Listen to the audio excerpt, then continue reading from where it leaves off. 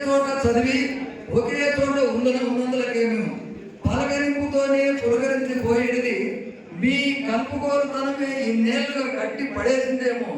కందనూలు పురమనందున పొందికైన స్థలమందున జాతీయోన్నత పాఠశాలలో చదివినందులకేమో కులమతాల పట్టింపులు కట్టుకథలని నమ్మినాము.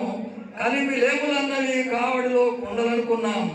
కష్టాల కడలని అలవోకగా ఈది బతికినాము పెక్కేళ్ళు. మన గురువులు గొప్పవాళ్ళు, వాళ్ళకి దగ్గ శిష్యులం మనం. అమ్మగా మాణిక్యం అంటే ప్రాణమని, ఆమె మీకున్న మూలధనమని, మాతృమూర్తి సేవలో అభినవ శ్రావణ కుడవై ధరించినావు. ఆనాటి అచ్చట్లు ముచ్చట్లు ఈనాటికి మరవలేదు లేదు కదా.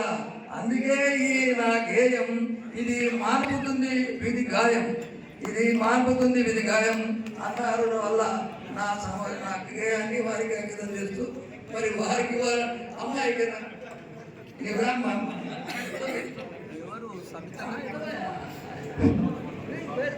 కొద్దిగా మళ్ళీ అంటే మళ్ళీ మన కుటుంబ సభ్యులు వచ్చినాక పైకి వస్తారు. Thank you sir. ఇప్పుడు మేడం విజయమ్మ మేడం గారిని ఆహ్వానిస్తున్నాను. వారు ఒక పాట పాడతారు.